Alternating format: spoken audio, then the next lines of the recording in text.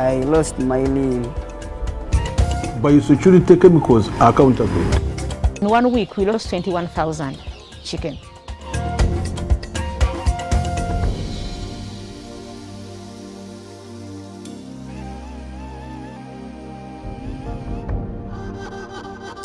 Since time immemorial, various communities have interacted differently at different stages. Take, for example, trade. Our great-grandfathers got the goods and services they actually wanted through barter trade, where different communities would of course come together and agree on different products, and each of the communities or individuals would get exactly what they have been looking for, until of course later on in time when a more common medium of exchange, money, was introduced. But on this special show, as we discuss Counterfeit, brought to you by the Anti-Counterfeit Network Africa, we discuss and jump deeper into implications on world economies, our businesses, and even at a personal level, when we find out that the most popular and common or pretty much acceptable medium of exchange is now filled with traces of counterfeit. Every single day, we listen from our business partners, our friends and family members who tell us they have a fake note in their pockets. What's quite more interesting, they also tell us that this fake note has come from a certified vendor. So on the show, we discuss what has gone wrong, how did we get here, how much counterfeit is in money, and how much of an implication is this having on our businesses today and the future. Now that's a very big topic which pretty much affects everyone, which is of course the reason why we have a big panel. My name is Andrew Kabura, and that big panel is next.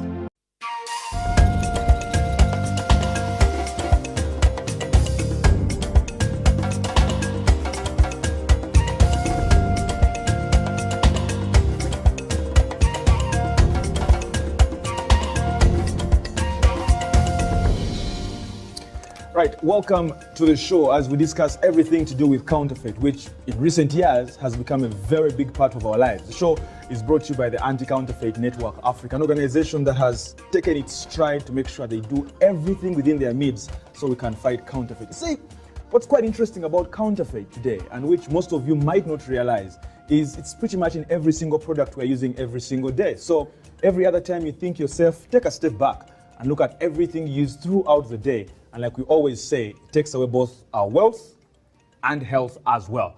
We are talking money, and to introduce pretty much the topic today and quickly kick off the show is the Director of Legal and Corporate Affairs at ACN, that is the Anti-Counterfeit Network, Mr. Fred Mwema, also a practicing lawyer.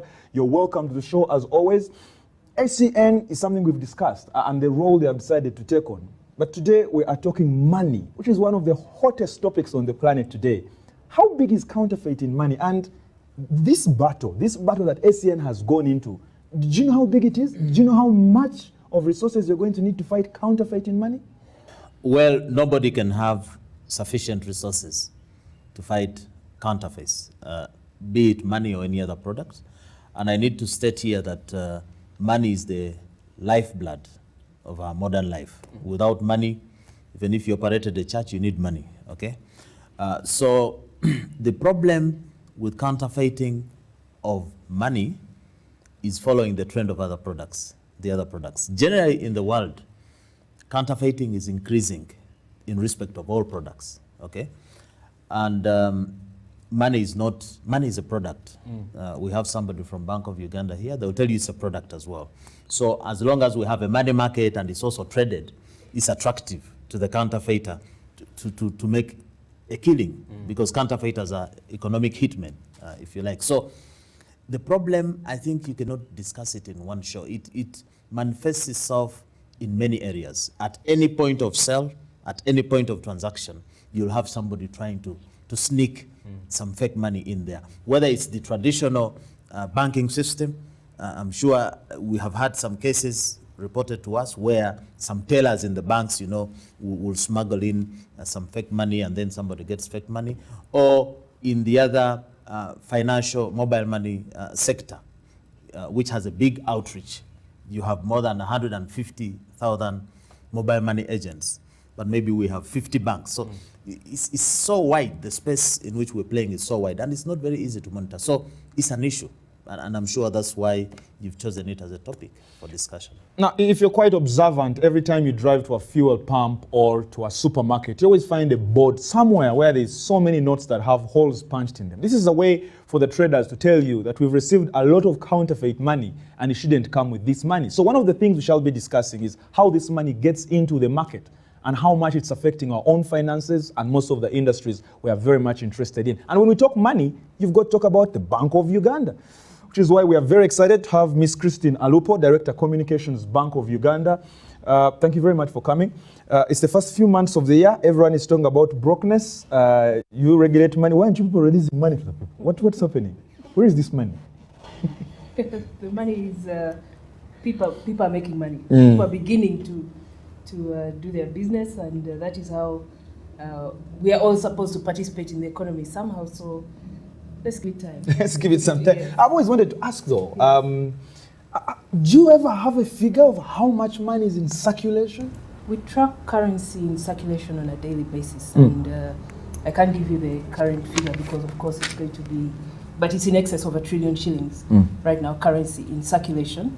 On a daily basis, we have a closing balance for it, and we are talking about currency as cash in circulation. Yes.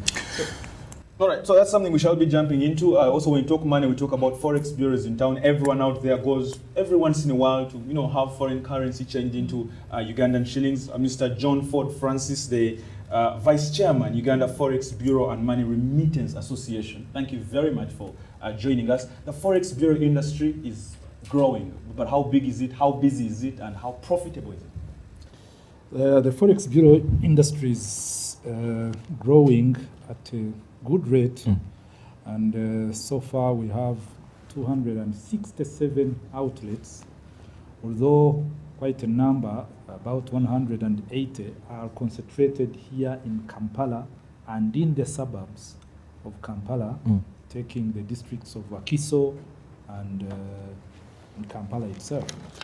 Please allow me to call you Christine for the rest of the show. I have so many questions I would want to throw your way, and mainly because money is such a hot topic as well.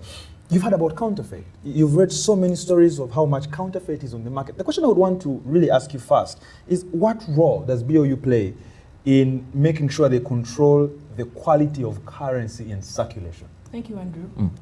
First of all, let me appreciate the efforts of the anti-counterfeiting network. I think it is a good initiative to rally, to mobilize society, to be aware of where counterfeits could be in our day-to-day lives and what we can jointly do as both consumers and producers to fight it.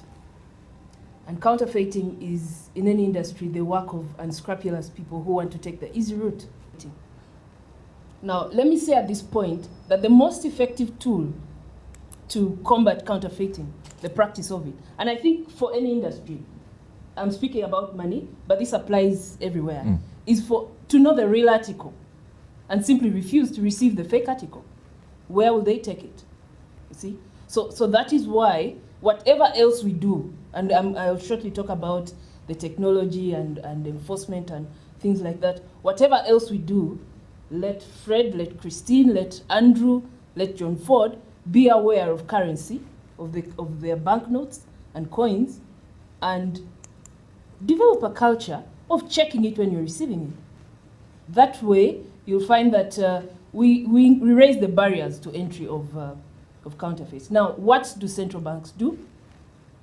Let me start with the currency industry, which of course serves central banks, which ultimately issue money into circulation.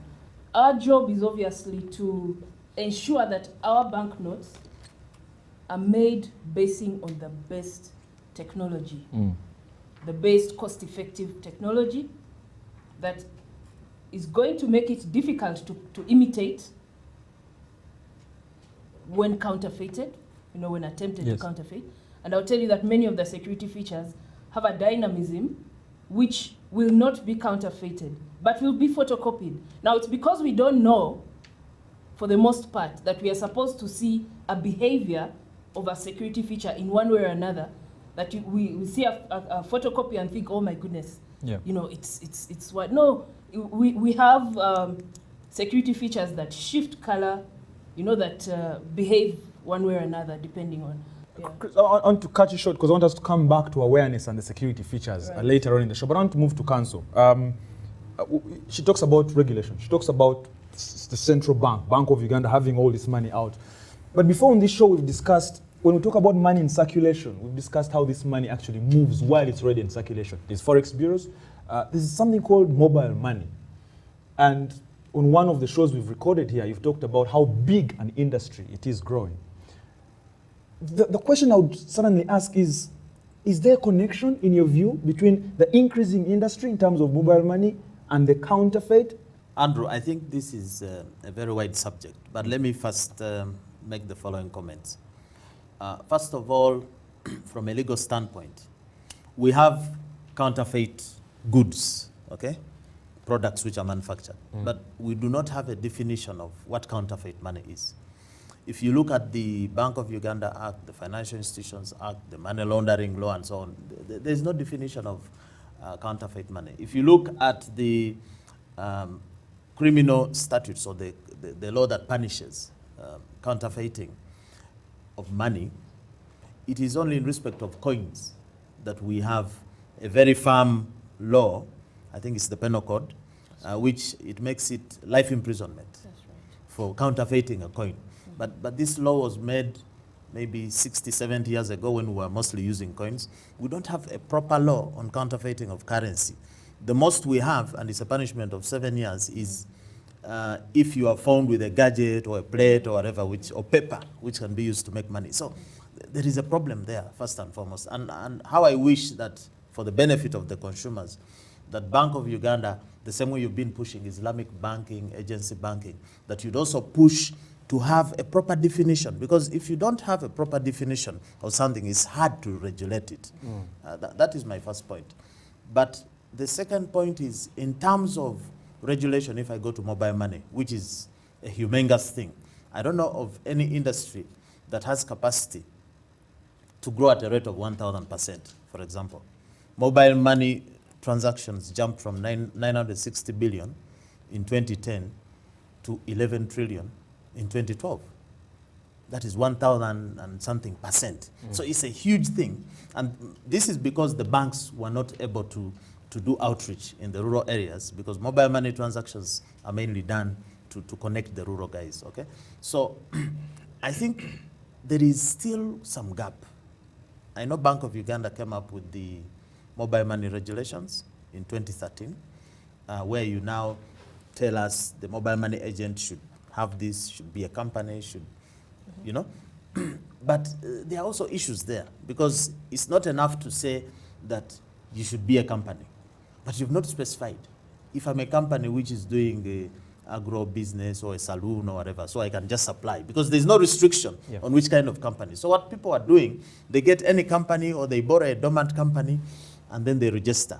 So does that ensure proper prudential regulation? I think not. There are issues there. And then a lot of it is left to the banks, because you know the Christians regulate banks. That's their mandate. But we know that the banks have also limitations. Yes. If we have 150,000 mobile money agents, is it possible for any bank that has mobile money agents out there to look out for, I don't know, 10,000 or 20,000 agents that are attached to it? I think not. So it is these weaknesses in the regulation that make it easier for fake money to permit the system and get in. And Bank of Uganda, of course, has a horrendous task running after 50 or 60 banks. You've seen the recent problems in there are 24 banks, okay? It already has a headache just regulating 24 banks. What about regulating a space with 150,000, you know, mini banks, if you like? So I think everything gets complicated as a result, because of the looseness in the structure of regulation. Kristen wants to respond, but hold on to that, because I want us to go for a break now. When we come back from this break, we talk more of regulation, talk more about BOU, but also come to the forex bureaus, because the normal person out there is getting money through mobile money, or if someone has some foreign currencies, going to a forex bureau. But also I'm very interested in, one second. in us talking about these features, because I came with one of the smaller notes in terms of the denominations, I would want us to talk about the features on the money, just to make sure every time you go to a mobile money agent or you go to a forex bureau, you probably are picking, or a bank, you're picking the right, because that's the scary part. You go to what we call certified vendors and you still get fake notes, which is quite very scary. I'm expecting to go to a forex bureau and get the real notes, to a bank, the real notes, but someone says, I'm from the bank today, and the note I have is actually fake.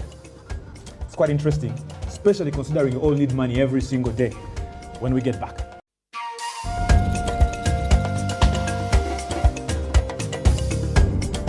I lost my name.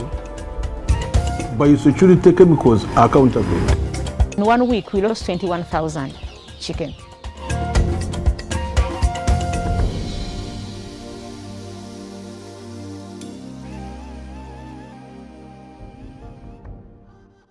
Welcome back. We are still talking money as we shed more light on counterfeit. It's a special program brought to you by the Anti-Counterfeit Network Africa as we try to discuss one of the bigger problems on the planet. It's quite funny, like we've said before. Let's talk about the forex bureaus. You've told me about the growing industry, especially around, the capital, that is in and around Kampala. But how much counterfeit is in there? And that's this because people go abroad and have their hard-earned cash coming into the country. Go to a forex bureau, 50 million Uganda shillings, 40 million Uganda shillings, and it's gone. Where are the loopholes at these forex bureaus? Because at some point, we're going to lose trust. Thank you, Andrew. There is a lot that is coming in. But you see, the problem is you can't directly say that it is so much millions or billions because it comes in from different angles. Let me give a clear example. One is that, as I told you much earlier, our product that we sell is money. We don't have anything else. And because it is that, everyone who wants to transact in whatever business, he will have to come and have this money changed, especially if it's in a foreign currency. And that's why we call it forex business. So we have been in the forefront of many of these organizations that actually receive these counterfeits. And how do we get them? You'll find some people who have traveled or who have come from different areas, and they come with this money they want to change. And it's not about our own direct currency, but the foreign currency, because it has a much higher value than our own indigenous currency. So what they do is that when they receive this money, they come directly. How it happens and how it is made into counterfeits is not something I know very well. But we receive this money. And because we are trained and we're aware of checking all this money, we can tell. I think in the last part of our discussion, Christine will help us identify how this money is known as fake or counterfeit or not. I want to, and since the regulator is here, I would really want to ask you this, so whatever you say, the regulator can have her own say. First of all, I want you to tell us about black dollars and whether most of these foreign currencies actually counterfeited that much on the market today. But more interestingly, why do you say a dollar is this much, but $100 and $50 will be different rates? It's the same dollar. We feel cheated as customers out there. Oh, sure, yeah. It's not actually cheating, but it all started quite some time back in the 90s, somewhere around 1980s, 1990s. How did it come about? You know, it was easier for quite a number of people to carry cash which is in bigger denominations. You have less to go with. And because of that, who do we deal with directly? They are traders who are going to China, to Dubai, to very many other countries. And usually, their request, because they are our customers, we also have to synchronize and see where we actually do it better for them. And they want large notes. And now, because when you get smaller notes, they will not actually take them because they become bulky for them. And you are forced to, if you have bought them as a Forex bureau, you are forced to keep it, and it is holding your money for quite a longer time. Because the demand for it, it is really the demand and the market forces which work in this way. But when the regulator, I don't know how the exchange rate is fixed, when the exchange rate is fixed for the dollar to the Uganda shilling, they will say $1, 3,500. The regulator does not say, but for $5 it will be 3,000, for $10 it will be, it's one rate. So have you ever heard the regulator say that you have done the wrong thing? Anyway, that's not that's besides the point. But we do it. It's done even in the banks. It's done with the forex bureaus. And if I hold my money in smaller bills for a longer time, what do I benefit from that one? Okay? But it is by a small difference. All right, it's a very big difference if the money is a lot. Mr. Jones, Ford, I want to come back to you with the black dollar very shortly. But since we've talked about regulation, Christine was trying to come in from a Bank of Uganda perspective. You have two questions to answer. First of all, Council's regulation loopholes in terms of mobile money, and now Forex bureaus can come in as well. But more interestingly, the denominations and different rates as well. Yes, let me pick up from where John left off. And one of the insights we picked from his discussion was the issue of market forces. And I'll remind everybody that in the 90s, we had economic reforms in the country, including the liberalization of the foreign exchange market. Those who are older will remember a time when we had one institution, the Bank of Uganda, issuing forex. You remember things like window 1 and window 2, that these are priority commodities and therefore forex is allocated. And you are traveling, or you are a trader, you're buying goods from outside the country, and you have to apply for an official allocation or foreign exchange. Liberalization of the market brought forex bureaus. 254%, bureaus is what we have today. And the purpose of those bureaus is to make it easy for you and I to access foreign currency as and when we need it. I don't know whether any of us here in this room is going to vote for going back to that closed allocated system. We can check that later. But the essence of that is that you're introducing competition.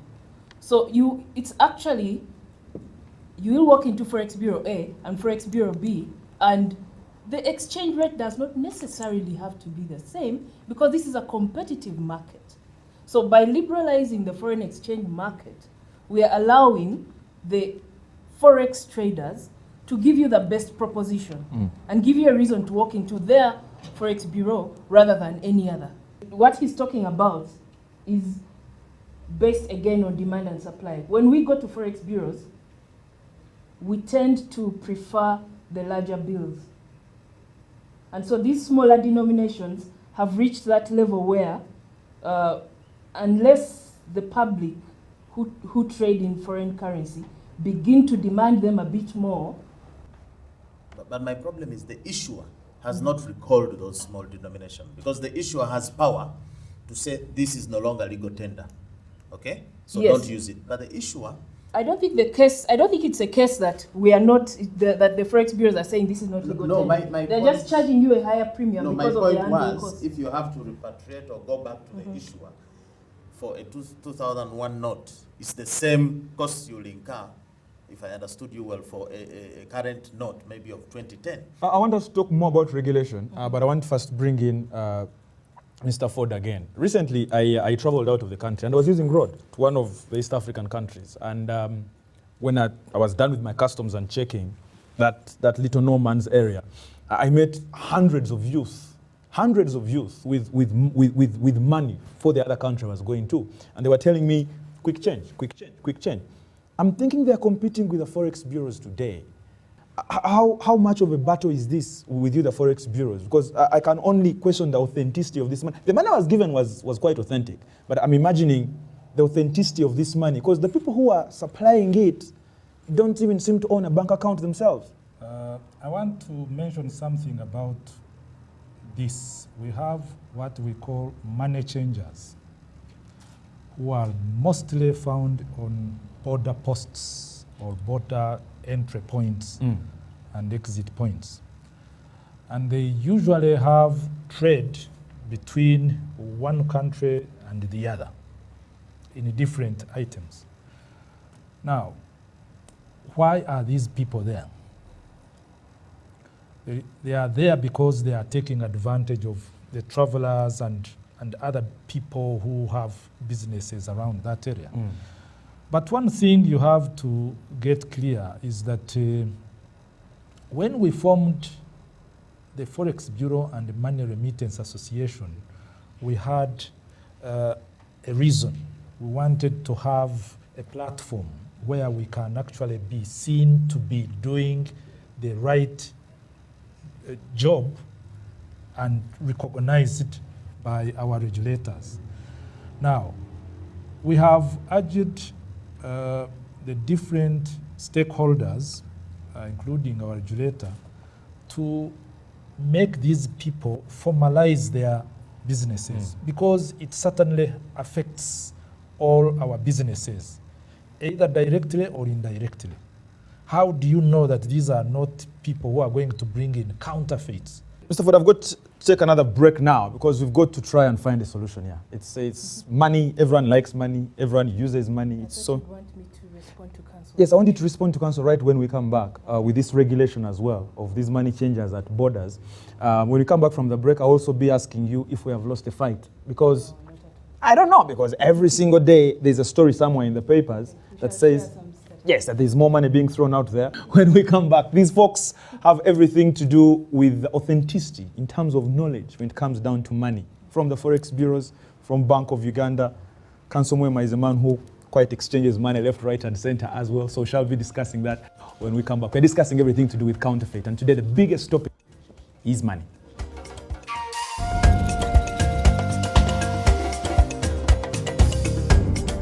I lost my name. Biosecurity chemicals are counterfeit. In 1 week, we lost 21,000 chicken.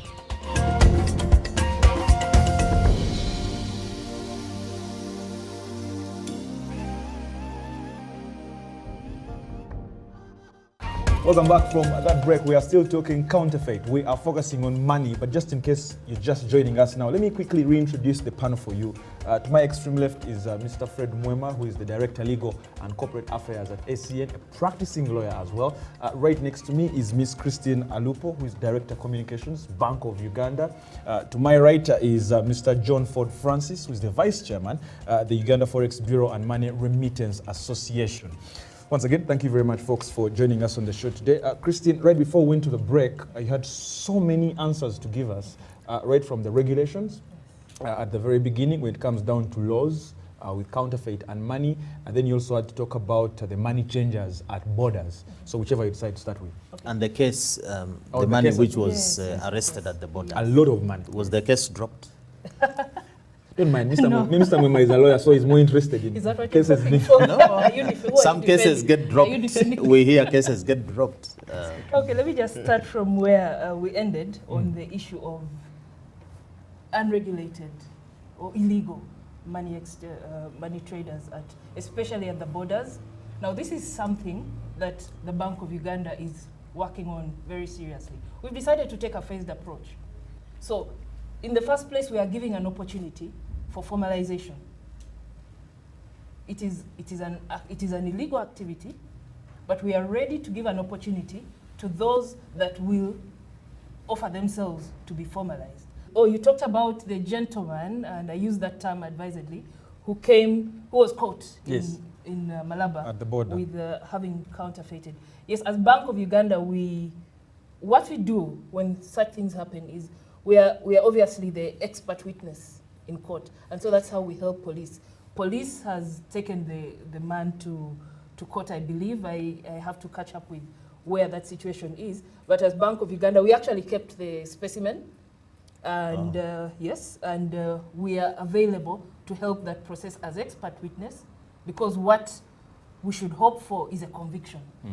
Is a conviction. Now, let me also take the opportunity to say that on a weekly basis, nearly all our branch managers are busy going to court somewhere to help the police, again as expert witness or in verification of when counterfeiters are caught. Andrew, the public may want to know, is the guy who brought the money still in jail or is on bond? Did you release him? May I refer him to refer you to the police? Okay. Oh, Yes, okay, for, okay. For that matter. Okay. Yes. Now, but again, ask them about the other people that they catch for attempting or succeeding to pass on counterfeit notes.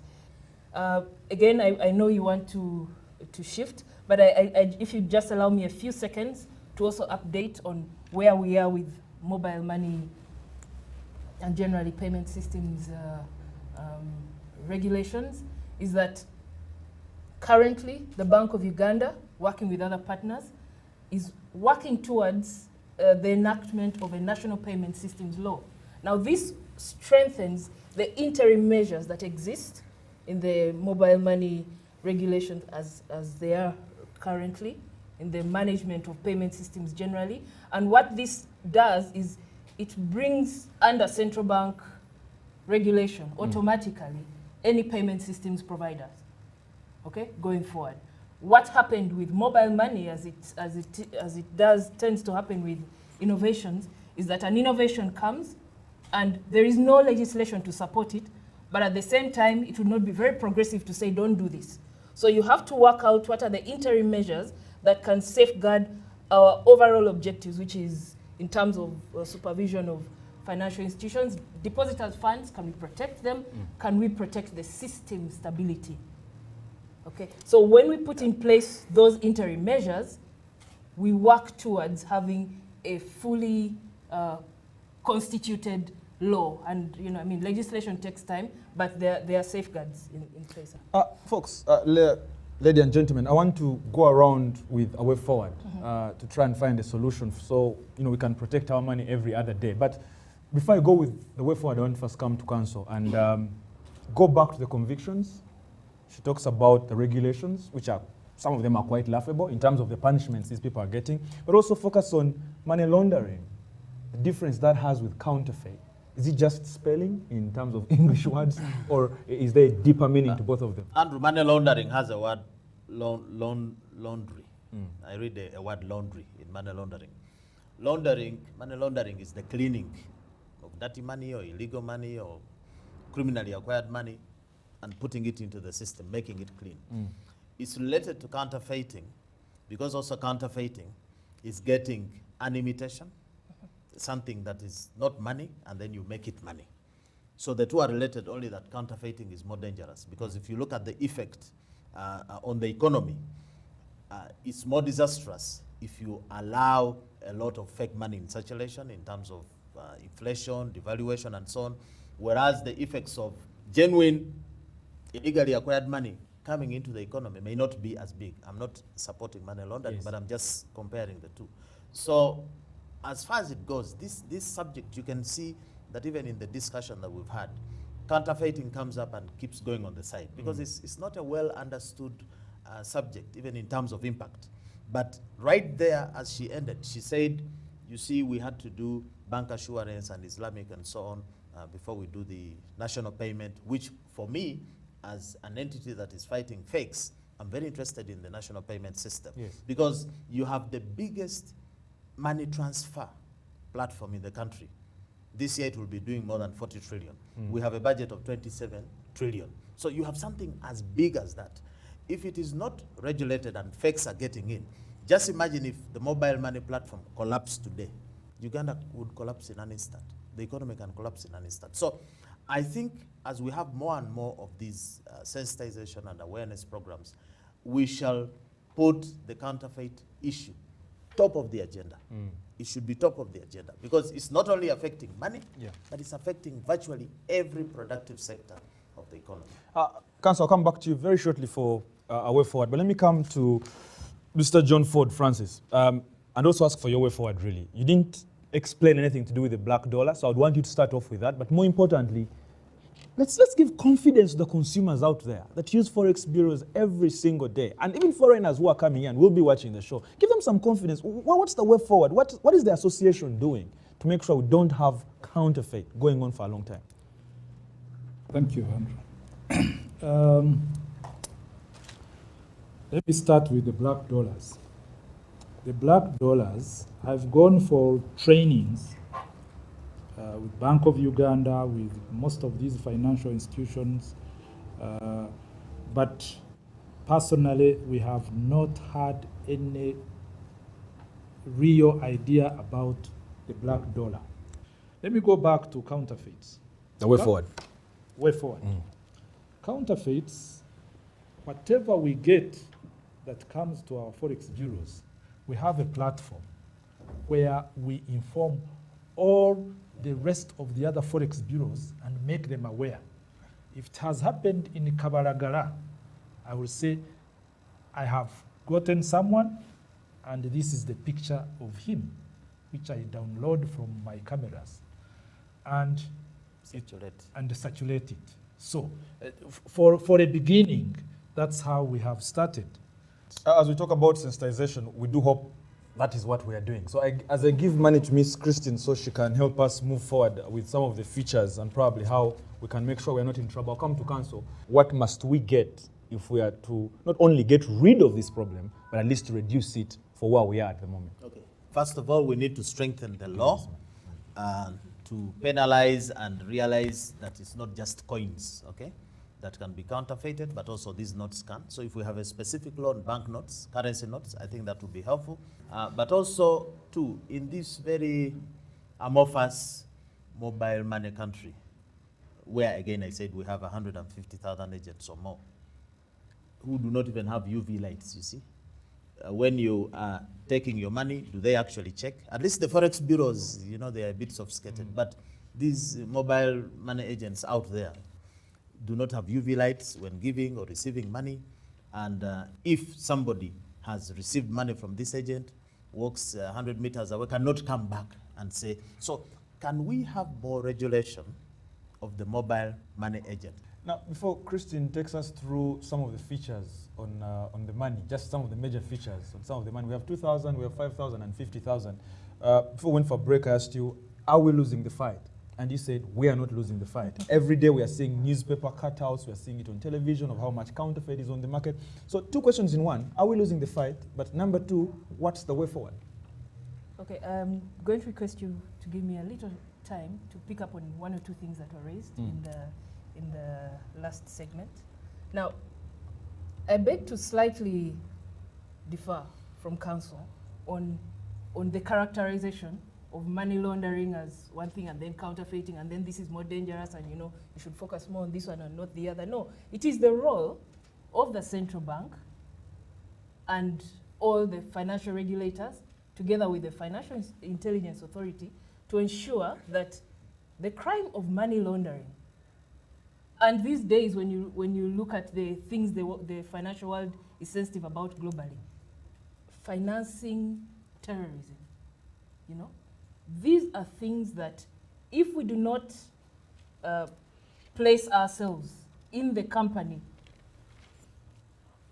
of the world as a country that has taken the strongest measures to counter, can significantly affect how we even operate as a country doing business with the rest of the world. Where he was talking about a blacklist, which fortunately we fulfilled all the requirements not to remain on. We are now whitelisted. Christian, I want us to try and wrap just with those 3 notes to give us maybe major features, probably not all of them, but major features as we try and wrap, because money is money. We can talk about this for the next 4 or 5 years. Okay. So one of the things I'll say generally is that look out for, and I want to believe that by the time we air this show, we will have seen some more of this campaign on TV, which we are embarking on very soon. But look out for dynamism. Security features, let's just use the 50,000. Now, just at the outset, let me say that we have two broad categories, what we call the low denomination notes, the lower denomination notes, and then the higher ones. So 1,000, 2,000, and 5,000, we call them the lower denomination notes, and then 10, 20, and 50 are the higher denomination notes. We harmonize security features based on those categories. So when you look at, if I start with 2,000 and 5,000, and I'll just pick one feature for your, since we have only time for one. There is this, it's made in the form of a matte pattern at the front, right? On 2,000, it looks like a half triangle facing me. On 5,000, but it's really because of the aesthetic design picked out of a mat. When you tilt it, so I'll hold it like this, tilt it away from you, you'll observe a color change. There is no way this color change will be observed on a photocopy. For both, yes, it's the same reaction. So hold it here, it's purple, tilt it away, and it's green. Oh yeah. Right? Your money is genuine. On the back of it, just to run quickly, there is we call it a thread. Okay, it's a thread. This one here. Yes. So it appears to go in and out. Again, hold it this way, it's red. Tilt it away, it's green. So we will have time to talk about these in more detail, but there is dynamism, there are changes that will never be captured on a photocopy. So those are some of the things. 50,000, 10, 20, and 50 have this one. It's called Spark. Actually, Uganda was the first country to place this technology, and that was in 2010. When you hold Spark and tilt it in the same way, you'll observe a color change from green to blue, but when you tilt it side to side, you'll also see what appears to be in light movement. Yes. A diagonal light moving across. You will never capture this in a photocopy. So let's find an opportunity to talk about security features in detail, but that's just really what I'm talking about, that if we know this and we are willing to take time to check what money has been given to us, we are not going to be cheated. And one last thing I wanted to say is that, again, the public should rest assured that Uganda's banknotes have very strong security features, globally recognized. The International Banknote Society, which is a peer grouping of the industry and central banks, voted our series best at the time it was released, and even after that, picked on the 50,000 to say globally this is the note, and it was on a variety of things, including So our note is better security than features. $1. Well, they've now released a $100 bill, but for Uganda and in the world, this 50,000 banknote has taken the Oscars. Miss Christine Alupo, thank you very much. Director of Communication, let me first have the money. So we don't mix up issues. We don't mix up issues on this show. Thank you very much for coming to the show. We do hope the consumers out there are going to make sure they are very vigilant, because businesses are collapsing because of counterfeit when it comes down to money. Mr. Fred Mwema, practicing lawyer, Director Legal and Corporate Affairs, ACN, thank you very, very much for joining us as well. John Ford Francis, who is of course the Vice Chairman, Uganda Forex Bureau and Money Remittance Association, thank you very much. We do hope folks out there get more confident by going to these Forex bureaus and actually picking money and not... Businesses are collapsing, I'm telling you, Christine. They are collapsing because you buy fake cement, fake bars, you buy fake food at home, fake medicine, fake money. So he made his own perspective. Oh, from a grand It's perspective counterfeit, of yes, counterfeit. Yes. But as I was telling you, the level of counterfeiting in Uganda, given the process and the safeguards, has been kept very much in check. But we are not saying, we are not saying it's not a problem, because one counterfeit note is one too many. It's a discussion we actually can't finish now. Why? Because money is pretty much what is used by everyone. It's the most respectable and, agreed upon mode of, transaction. So at the end of the day, everyone has money. Everyone must make sure they get the right money. Thank you very much for joining us as well. The Anti-Counterfeit Network Africa is making sure counterfeit is pretty much taken out of the market. It's very hard because it's in every aspect of our products, but we just must make sure we are very, very vigilant. When it comes down to money, conclude by saying, don't be fake. Buy and sell genuine. Thank you.